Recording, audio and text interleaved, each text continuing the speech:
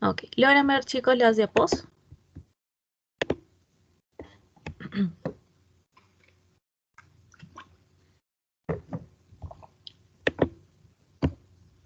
¿Se logra ver, chicos? Sí, doctora. Sí, doctora. Listo, genial. Muy bien. Entonces, vamos a empezar con esta práctica de placentación. Aunque no se nota muy bien esta imagen, pero a ver. Entonces, lo que pasa con la placenta, con la formación de la placenta, es importante poder hacer de que ustedes se ubiquen de cómo es que se empieza a formar pues todo lo que corresponde no solamente a la placenta, las vellosidades, ¿no? La cavidad amniótica, que es lo que va a estar formando, en qué consiste la pared corial, en qué consiste cuál ha sido el origen de este celoma extraembrionario. ¿Listo? Entonces, hay un primer paso que se llama la desidualización, el cual es un proceso en el cual se van a dar una modificación de las células a nivel del estroma endometrial, ¿no? Modificación a nivel también de las glándulas, de los vasos, ¿no? Y de la población de las células inmunes que vamos a encontrar en el útero. Esta desidualización pues inicia en la fase secretora tardía del ciclo menstrual, gracias a que hay un pico pues de progesterona, lo cual ayuda a que aumente, por ejemplo, lo que es el AMP cíclico, ¿no? Y todo eso influye sobre las distintas, sobre toda la afectación inmune que debe ser mediada durante la gestación. Correcto. Entonces, cuando hablamos de estas, de lo que es la decidua no es más que la capa pues funcional del endometrio. A eso lo consideramos como la capa basal. ¿No se acuerdan cuando hemos visto endometrio? La parte de que va a ser eliminada durante la menstruación, pues esa capa funcional en la mujer gestante se denomina la decidua. Y es así que nosotros vamos a tener la decidua basal, ¿no? Que es el endometrio, que esa decidua contiene unas células que son muy ricas en glucógeno, ¿no? Las células deciduales. Además de eso, vamos a tener lo que es la decidua capsular, que es la parte más superficial, que es la membrana que va a cubrir al producto, al feto. Y bueno, y el resto de deciduas se considera la decidua parietal. Entonces, hay un término que de repente ustedes lo van a escuchar mucho, es en relación a la reacción decidual, que son pues justamente todas estas modificaciones que se van a estar presentando a nivel celular y a nivel de los vasos del endometrio al momento que el blastocisto se va a implantar. Entonces a eso nos referimos con decidualización. Entonces una vez que se ha juntado el óvulo con el espermatozoide y empieza pues a formarse el embrioblasto, vamos a ver que el proceso de implantación, que es uno de los más importantes para que se dé el desarrollo completo del feto, es un proceso donde juega mucho lo que es la interacción de las células del endometrio y las células del trofoblasto, ¿no? Esto alrededor entre el día 20 y 24 del ciclo menstrual. ¿Listo? Entonces, la adhesión del blastocisto que se está formando va a depender pues de infinidad de moléculas, específicamente de moléculas de adhesión, ya sean las integrinas, las selectinas, etc. ¿Listo? Y también algo muy importante, que eso les puse en alguna oportunidad, lo que es el óxido nítrico favorece la implantación al modular lo que es progesterona, lo que es la liberación de hormonas esteroides por parte del ovario, la proliferación de células uterinas, la secreción de glándulas, flujo sanguíneo, intervienen también, actúa sobre factores de crecimiento. ¿Listo? Entonces, se necesita, para que se dé una correcta implantación, pues el juego de todas estas moléculas, así mismo, por ejemplo, hay un factor que es el factor lítico a nivel de la cavidad endometrial para que pueda disolverse lo que es la zona pelúcida y nos ayude a que este blastocisto pues se puede implantar. Entonces, una vez implantado, el trofoblasto se va a diferenciar en lo que es el citotrofoblasto, que es digamos, la parte más externa y que se caracteriza porque las células que nosotros vamos a observar son unas células de tipo multinucleadas. Van a estar alineadas, pero eso es cuando nosotros podamos diferenciar los dos tipos específicos de células que debemos encontrar. El sincitio trofoblasto son células multinucleadas alineadas que están pues en directo contacto con la sangre materna. Y el otro tipo de células van a ser las citotrofoblásticas, que son las más internas, que son células mononucleares, ¿no? Y que, por ejemplo, muchas células progenitores, del citotrofoblasto se van a fusionar para dar origen a las células sincitotrofoblásticas. Entonces, importante recordar que el citotrofoblasto va a ayudar a producir lo que es la HCG. Asimismo, también existe una HCG que es hiperglicosilada, la cual específicamente lo que hace es promover la formación de sincitio trofoblasto, ¿no?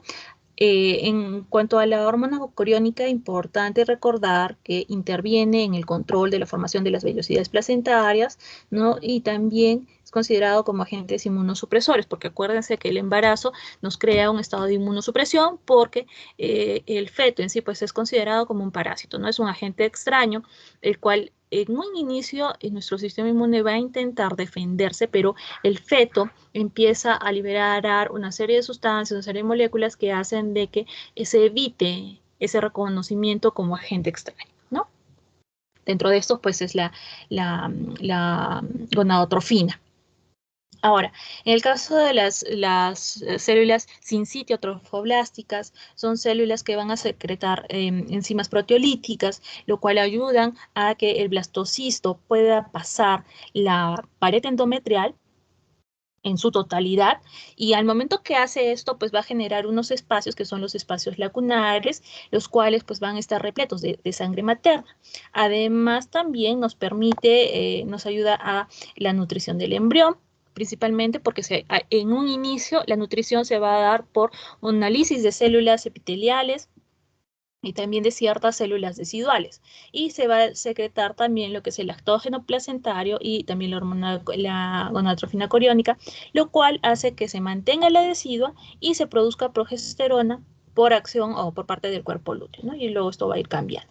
Más o menos alrededor del día 14 de la implantación, el citotrofoblasto va a dar lugar a un grupo de células que se llaman el trofoblasto extravelloso, el cual esta diferenciación va a darse por acción de múltiples factores de transformación, por factores de crecimiento, por una serie de hormonas, y también ahí intervienen los niveles de oxígeno, ¿no? En un inicio, para que se den todas estas transformaciones, estas modificaciones, hay una hipoxia. Se presenta una hipoxia en el feto, lo cual es parte del proceso, ¿no? Ya después los niveles de oxígeno van a ser normales en el feto. Ahora, en este sincitio trofoblasto, es importantísimo para que se dé este intercambio, que va a ser el intercambio materno-festal, porque el sincitio trofoblasto es el que va a permitir de que el blastocisto pues termine de implantarse en el endometrio y se creen estas lagunas que contengan sangre materna. ¿Ok? Ahora, el trofoblasto extravelloso tiene más que nada un comportamiento de tipo invasivo, de también ayudar a infiltrar el endometrio, ya sea por un tipo de invasión tanto vascular como del intersticio. Y, por ejemplo, hay algunos estudios donde se ha visto de que cuando se altera esta invasión por parte de este trofoblasto extravelloso, se ha visto de que puede producirse unas pérdidas tempranas de la gestación, ¿no? También se ha visto en ciertos casos de preeclampsia y en ciertos casos de niños con retardo de crecimiento intrauterino. ¿Listo? Después, en relación a que cuando se da la implantación, al momento que se está dando la implantación, se va a dar como un microambiente, el cual es rico en citoquinas, en quimioquinas, ¿no? De este endometrio desidualizado, lo cual pues sigue ayudando y facilitando la invasión del trofoblasto, ¿no? Y que además también no es solamente cambios que se van a dar en el endometrio, sino que también se van a dar en el miometrio, ¿no? Ya que se va a establecer una circulación intravenosa periférica, y esto es alrededor de la 9ª semana, ¿no? Y que luego pues va a empezar a extenderse, ¿no? En toda la placenta después de la semana número 12. Entonces, acá, por ejemplo, lo que estamos viendo es que en el caso de la placenta, que va a ser este órgano que nos va a permitir el intercambio de sangre materno-fetal, de cierto modo, de darle la nutrición a nuestro feto, ¿no? En la placenta, pues, se va a formar y va a tener dos partes, una porción, vamos a ver acá, una porción fetal, ¿listo? Y una porción materna. La porción fetal, vamos a ver que se desarrolla a partir de lo que es el saco coriónico, corión velloso, donde las vellosidades, vamos a ver, las vellosidades van a salir del corión hacia lo que es el espacio intervelloso, que tenemos las vellosidades, que después vamos a ver cuáles son los tipos y cómo se da, ¿listo? Estas vellosidades salen del corio hacia invadir este espacio, el espacio intervelloso, que lo vamos a hablar dentro de un ratito a qué nos referimos, y tiene la otra parte que es en relación a la parte, a la porción materna, que es la decidua basal, que es lo que les he estado hablando, ¿no? Y esta decidua basal, pues va a ir, ¿no? Dividiendo o metiéndose con formación de tabiques para separar, pues, estos compartimientos, para dar una formación de compartimientos. Ahora, la decidua, acá tenemos lo que es la decidua basal, ¿no? Con esos tabiques que les estoy indicando, pero también tenemos la decidua capsular, que en este caso no la vemos porque la decidua capsular tiende después a desaparecer, ¿no? Como les dije, la parte más superficial. Y luego tenemos la decidua parietal, ¿no? Que es esta de acá. Ahora, en el caso de las vellosidades coriales, primero tendríamos que mencionar de qué se trata el corio. El corio sabemos que está formado por el trofoblasto, con estos dos tipos de revestimientos, tanto por el citotrofoblasto como el sincitiotrofoblasto, más el mesodermo extraembrionario, que ya lo hemos visto en las clases anteriores. ¿Listo? Ese es el corio. Entonces, las vellosidades van a recubrir todo lo que es el saco coriónico hasta aproximadamente el inicio de la 8ª semana, y a medida de que el saco empieza a crecer, las vellosidades se van a asociar más con la decidua capsular, ¿no? Y se van a degenerar y van a formar una zona que es completamente avascular y que nosotros conocemos como el corión liso. ¿Listo?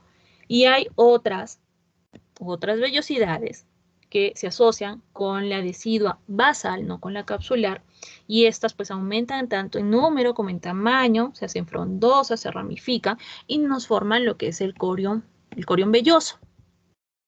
Entonces acá tenemos la placa coriónica, ¿listo? Entonces, y acá tenemos las vellosidades, ¿no? Que se van a ir formando. Entonces, esta parte de acá que están ustedes viendo, que les estoy indicando que en un inicio son estas vellosidades asociadas a la decidua capsular y que desaparecen o se degeneran, van a formar esta área lisa que es el corión liso. Mientras que aquellas que se han asociado con la la decidua basal, ¿listo? Y que hacen de que empiecen a formarse estas vellosidades, lo voy a conocer como el corión velloso, ¿ok? Ahora, dentro de todas las vellosidades hay varios tipos. Tenemos las vellosidades primarias, que son unas vellosidades que en un inicio pues son pequeñitas, que son avasculares, que generalmente empiezan a formarse entre el día 12 al día 15, ¿no? Postconcepción. están formadas por proyecciones de trofoblasto que invaden a la decidua. Luego tenemos las vellosidades secundarias. Creo que están acá, ¿no? Entonces la vellosidad primaria está formada por sincitio trofoblasto y citotrofoblasto. La vellosidad secundaria más está formado también por sincitio trofoblasto, por citotrofoblasto, pero además de eso encontramos la presencia de tejido conectivo, también conocido como mesodermo. Este tipo de vellosidades secundarias aparecen entre el día 16 y 21 de la gestación y tienden una tendencia a ser un poquito más grandes en relación a su tamaño, empiezan a ramificarse y a veces se intentan como que aperturar hacia los vasos maternos y formar los espacios intervellosos, ¿no? Entonces, la sangre materna lo que hace es rodear estas vellosidades y a partir de ahí, pues, las vellosidades empiezan a absorber los nutrientes, ¿no? Que necesita el feto para su alimentación, para su desarrollo, ¿no? Y este sería el inicio de lo que nosotros vamos a conocer como una circulación materno-placentaria. Existen otras vellosidades que son las vellosidades terciarias, que ya no solamente están formadas por sincitio, por citotrofoblasto, tejido conectivo, sino ya por un eje vascular muy bien determinado. Este tipo de vellosidades aparecen alrededor del día 21 de la gestación, van a estar presentes con ramificaciones, tienen estos islotes vasculares que están muy presentes, ¿listo? Y entonces vamos a ver, por ejemplo, que alrededor del día 28 de la postconcepción, la sangre del embrión, que va a ser llevada de su corazón, ¿no? Va a viajar a las vellosidades, siguiendo las ramas de las arterias umbilicales, en lo que es el plexo vascular de la vesícula vitelina, ¿no? Hasta los capilares de las vellosidades y luego donde se va a dar el intercambio de sangre, y luego va a retornar al embrión a través de las venas umbilicales. Y entonces esto se va a conocer o empieza a establecerse la circulación fetoplacentaria. Acuérdense que tenemos una circulación materno-placentaria, ¿no? Que es esta sangre que está rodeando las vellosidades secundarias, ¿no?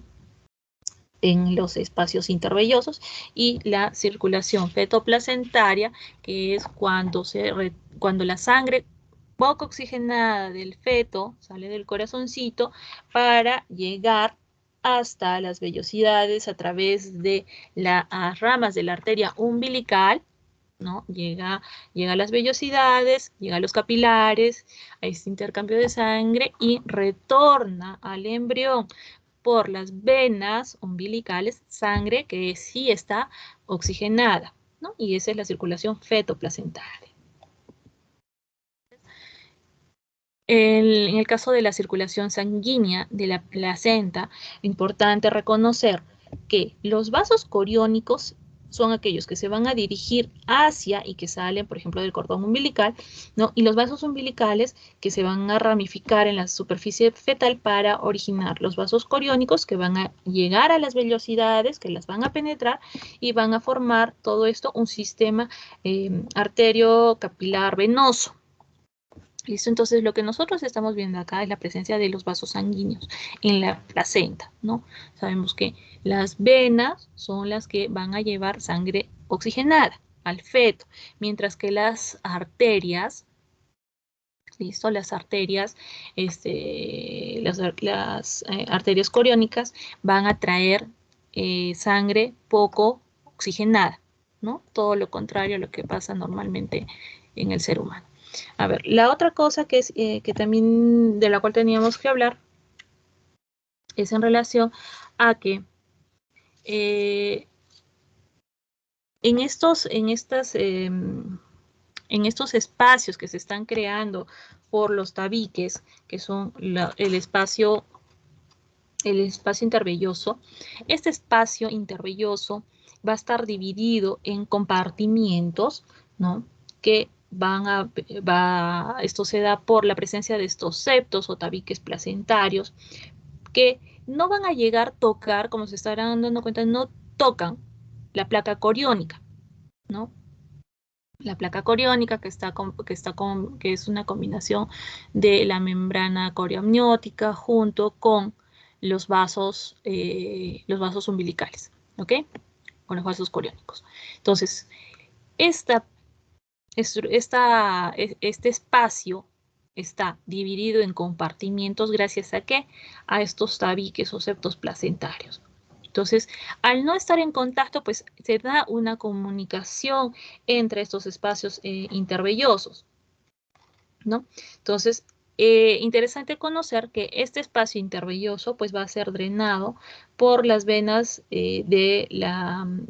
por las venas de la superficie de la decidua basal. ¿Listo? Se tiene un drenaje también particular. ¿Listo? Estos septos placentarios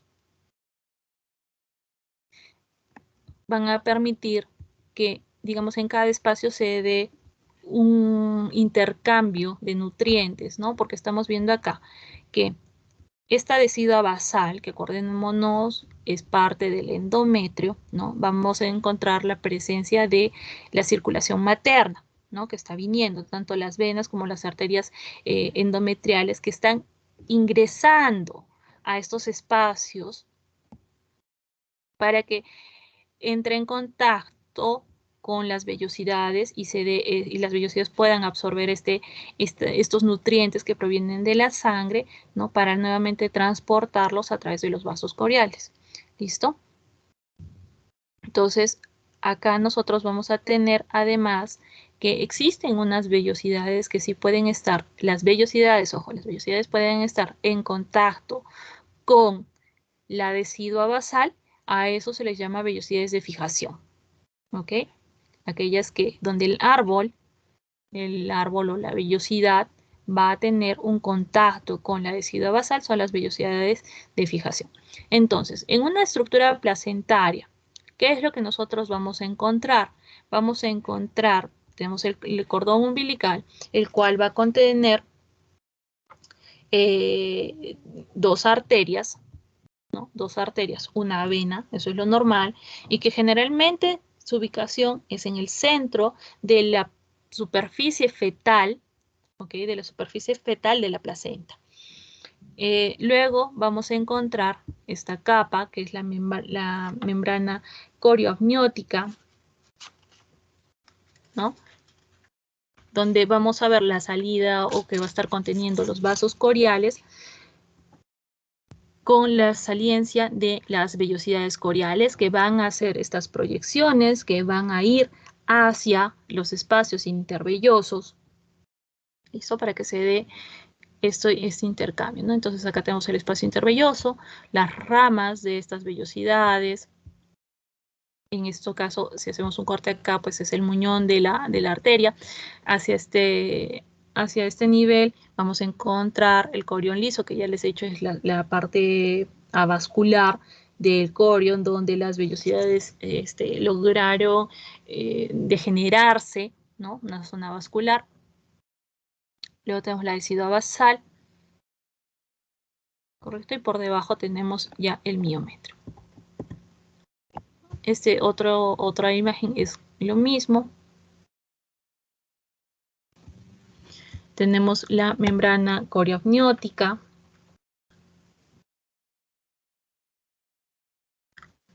La membrana corioamniótica, la placa coriónica, que ya hemos indicado que en la placa vamos a encontrar la presencia de las arterias y las venas umbilicales con la saliencia de las vellosidades que van a ir hacia el espacio intervelloso, que es esta área donde se va a llegar la sangre materna proveniente de las arterias y las venas de las arterias endometriales, ¿no? Para que las vellosidades puedan absorber los nutrientes provenientes de la sangre materna. Tenemos la decidua basal, que va a formar estos tabiques que van a dividir en compartimentos, ¿no? El espacio intervelloso sin cerrarlos, siempre va a haber comunicación entre los compartimentos. Luego vamos a tener el corión liso, luego tenemos la decidua parietal y por debajo vamos a encontrar el miometrio. Entonces, en el caso de la placenta, tiene una cara materna y una cara fetal, ¿no? Obviamente que en la cara la superficie fetal es donde vamos a encontrar el área de inserción del cordón umbilical, tenemos el apnios, ¿no? Y hacia la superficie materna encontramos esta presencia de lo que es el corium con estas estructuras que ustedes están viendo acá, que son los cotiledones. Entonces, es importante que nosotros, por ejemplo, cuando hacemos la recepción de la placenta, ya sea por un parto natural o por una cesárea, se realice el conteo de estos cotiledones. ¿Por qué?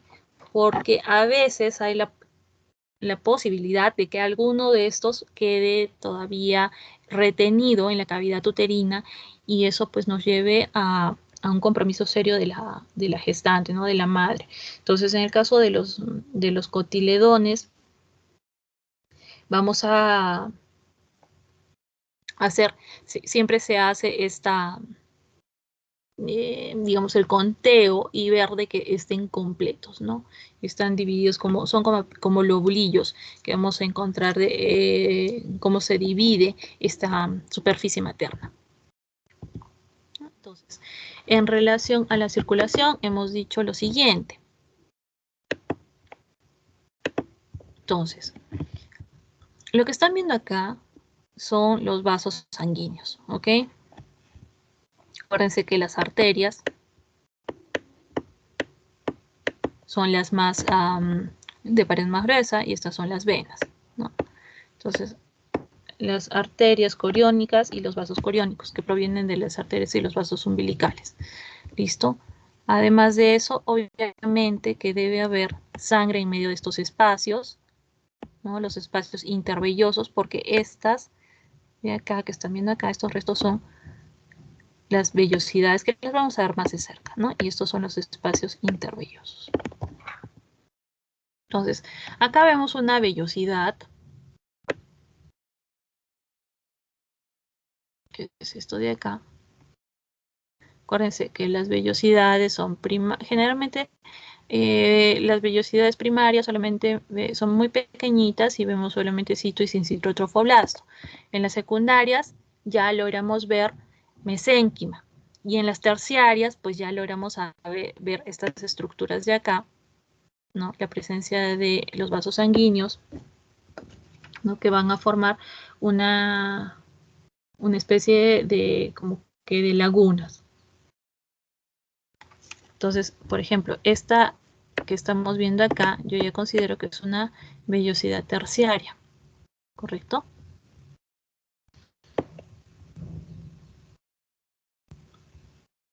Entonces, algunas veces yo puedo todavía encontrar vellosidades primarias o vellosidades secundarias, ¿no? Lo que más vamos a encontrar, ¿no? Dependiendo de la evolución, es encontrar mayor cantidad de terciarias y de secundarias, ¿ok? Ahora, si la vemos más de cerca, ¿qué es lo que vamos a encontrar? Vamos a tener, por ejemplo, acá, toda esta es mi vellosidad, ¿no es cierto? Esta es una vellosidad terciaria. Tenemos cito, sincitro y trofoblasto, mesénquima, vasos sanguíneos, ¿no? Estos son vasos.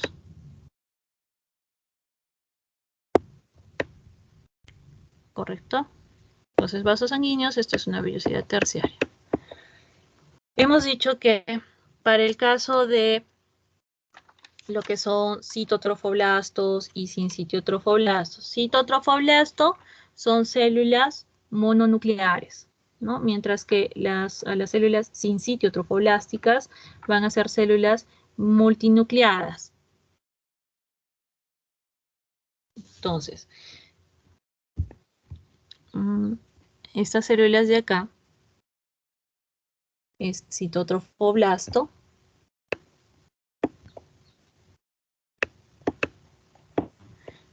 Y células multinucleadas van a ser células sincitiotrofoblásticas, ¿no? Por ejemplo acá, estas de acá. Sincitiotrofoblásticas. ¿Ok? Además de eso, existen otro tipo de células que son como que vienen a ser los macrófagos presentes, que son las células de Hofbauer, que las vamos a ver más adelante. Miren, entonces acá tenemos una vellosidad terciaria, lo mismo que hemos visto anterior. Esta también es una vellosidad terciaria. Acá tenemos sincitio trofoblasto. Listo. Vamos a buscar un citotrofoblasto más. Esto es acá. Estas son células citotrofoblásticas. Acá tenemos la presencia de abundantes vasos sanguíneos. Y el espacio que están viendo acá, todo este es el espacio intervelloso.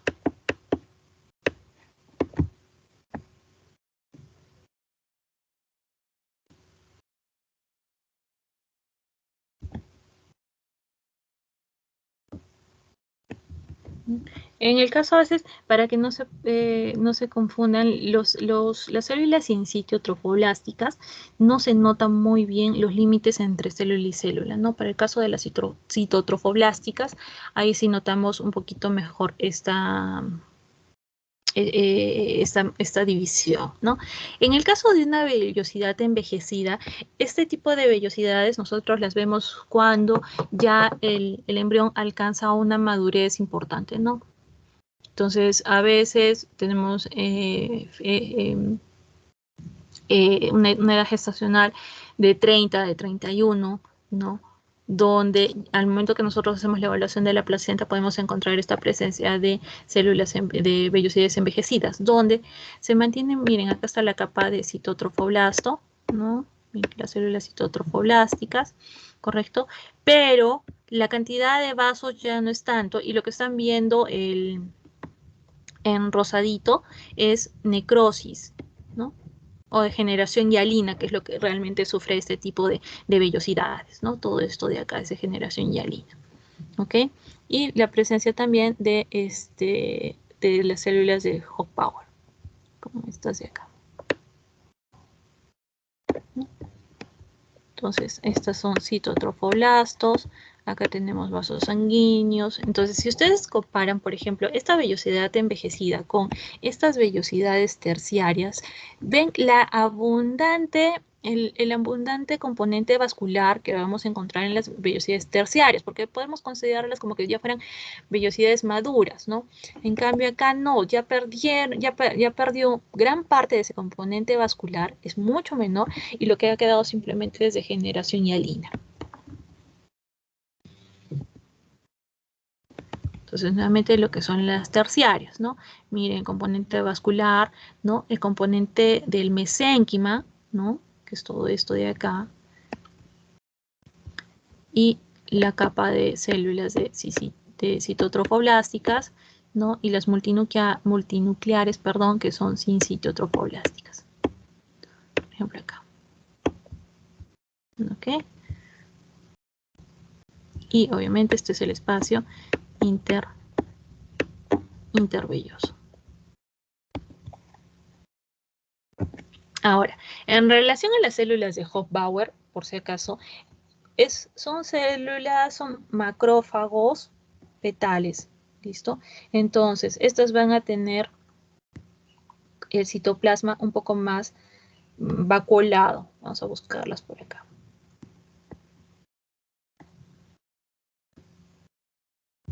Son medias ovaladas y generalmente van hacia la luz.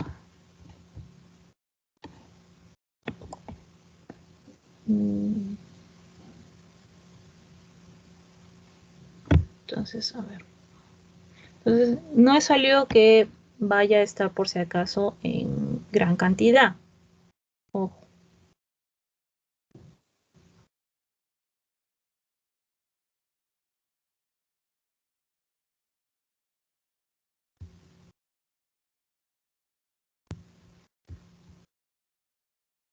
Por ejemplo, acá hay una que está media clarita.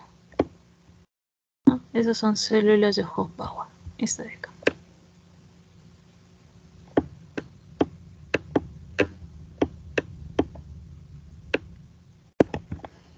¿Listo? Entonces tenemos las vellosidades terciarias siempre. Cuando miren componente vascular importante, vellosidad terciaria. Si no encuentro vasos y solamente encuentro mesénquima, el mesénquima que es todo esto de acá, células mesenquimales con sitio y sin sitio trofoblástico, son las secundarias. Si encuentro ya no tanto mesénquima, sino más bien hay escaso mesénquima y en lugar de este ha sido reemplazado por degeneración hialina, que lo vemos como si fuera rosadito, para que entiendan un poco cómo se mira la degeneración hialina en la patología. Esto es más o menos rosado, una capa rosada. Entonces, hablemos de vellosidades envejecidas, ¿no? Miren, acá está señalado, ¿no? Entonces, son, como les digo, son muy difíciles de encontrar, ¿no? Hay que tener el microscopio a mi mano para poderlas identificar. Acá hay otra célula de Hoffbauer. ¿Listo? Son pequeñas. Entonces, miren. Acá tenemos sin sitio trofoblásticas. ¿Ok? La capa de citotrofoblásticas, acá. Estas son pequeñas donde se encuentran las divisiones citotrofoblásticas. Todo esto, ¿no? Todas estas son células mesenquimales, la presencia de vasos sanguíneos. ¿Correcto?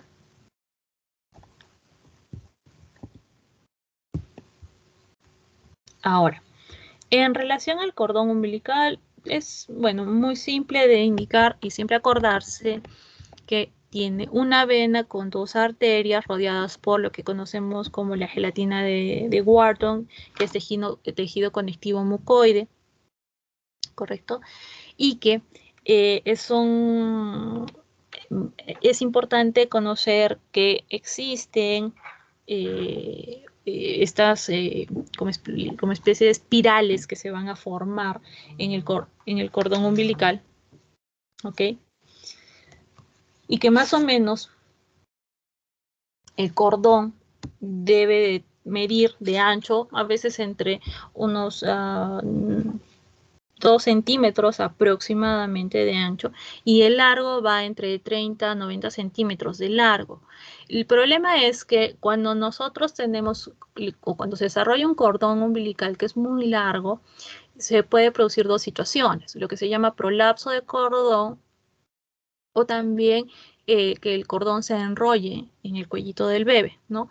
Ambas son situaciones de mucho riesgo porque van a producir estados de hipoxia en el feto, ¿no? Que finalmente a veces pueden desencadenar en la pérdida de la gestación. ¿Listo? Y el epitelio de revestimiento que va a contener pues es el amnios, ¿ok? Entonces, muchas veces cuando se hacen los controles gestacionales, las ecografías Doppler, ¿no? Se tiene que hacer la medición, que se llama la campimetría, la campimetría Doppler de los vasos umbilicales, ¿no? Para ver cuán correcto es el flujo de sangre, si no están dándose pequeños momentos de hipoxia en el feto que finalmente pueden producir o poner en riesgo la gestación. Y también cuando, por ejemplo, nosotros hacemos el control de lo que son las placentas, los cordones, ¿no? Tenemos que verificar que haya la presencia pues de una vena y dos arterias, ¿no? Porque a veces algunas pérdidas, algunos abortos pueden darse justamente por alguna malformación arteriovenosa en el cordón umbilical, ¿no? Esta práctica es cortita en relación a lo que es placenta y cordón. Ojo, me olvidé de mencionarles. Lo que es la placenta tiene diámetros, tiene medidas no estandarizadas, pero sí aproximadas. Debe medir alrededor de 20 centímetros de diámetro y un grosor de aproximadamente 3 centímetros. El peso de una placenta promedio es alrededor de los 800 gramos, ¿no? Y todo pues va a depender también de la edad gestacional. Además de eso, en relación a la cara fetal, ¿no? Vamos a encontrar la vascularización con la presencia de los vasos umbilicales, que son muchas veces de un color medio azulado, ¿no? En el cordón umbilical, que va a tener pues la gelatina de Wharton con la presencia pues de una vena, dos arterias, el amnios, que es la superficie lisa que vamos a encontrar en la placenta. Creo que no les han puesto las imágenes acá. El amnios, que es la superficie lisa de la placenta. ¿Listo? En el caso de la cara materna, el aspecto tiene este aspecto empedrado y que tiene que tener un color rojo, rojo vinoso, ¿no? Y el análisis de las placentas, el análisis macroscópico, pues interesa la coloración, nos ayuda mucho, el conteo de los cotiledones, ¿no? Que es alrededor aproximadamente debe haber entre 15 a 38 cotiledones, ¿no? No es algo que digamos un número estándar, pero lo que es mucho más importante que contar cuántos cotiledones están presentes es ver la integridad de los cotiledones. Porque, como nuevamente les digo, si uno de estos cotiledones, que miren, se queda, digamos, se adherido todavía a la cavidad uterina y no es retirado a tiempo, nos va a producir infecciones porperales importantes, ¿no? Y luego vamos a tener que hacer, pues, un curetaje para retirar estos restos placentarios, ¿ok? En relación al saco amniótico, este saco que estamos viendo acá es delgado, es transparente, perdón, y es lo que va a sostener finalmente al feto. En el caso de las deciduas, pues son la decidua porque va a estar constituida por estas células deciduales. Tenemos la decidua basal, la capsular, que es la que se va de general, y la decidua parietal, ¿no? Y finalmente, la función principal que va a cumplir pues la placenta, tenemos de nutrición, ¿no? Ya hemos visto cómo las vellosidades pues van a extraer los nutrientes provenientes de los vasos endometriales que van a ingresar al espacio intervelloso, ¿no? De excreción, de respiración, de síntesis de hormonas, ¿no? De síntesis de sustancias nutritivas y también pues de protección, ¿correcto? Entonces, la forma, el mantener el embarazo, el mantener la gestación, no es solamente de lograr, pues, de que el óvulo con el espermatozoide se junten y de forma exitosa nos den el embrioblasto, ¿no? Ese digamos que es el 50% de un embarazo exitoso. La otra era en parte es lograr de que haya una adecuada implantación, ¿no? Porque vemos distintas patologías en relación a la implantación, ¿no? De que haya una correcta formación de esta placenta, porque va a ser finalmente lo que de una u otra forma pues va a mantener vivo a este feto, ¿no? A este embrión. Entonces, conocer cómo es que se va a dar, perdón, la desvisualización y la implantación es importante para poder entender cómo es que luego todas estas células in situ trofoblásticas pues van a llegar a penetrar al endometrio, favoreciendo de que el embrioblasto pues, se fije a la cavidad uterina. ¿Correcto? Muy bien, chicos. ¿Alguna consulta?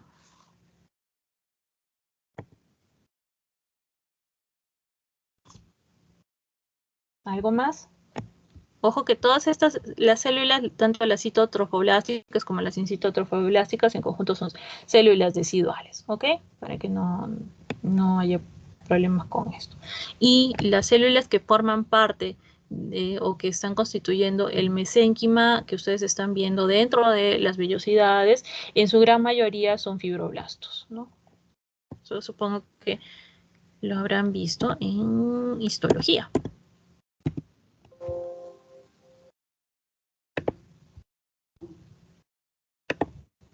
¿Alguna consulta? ¿Alguna pregunta?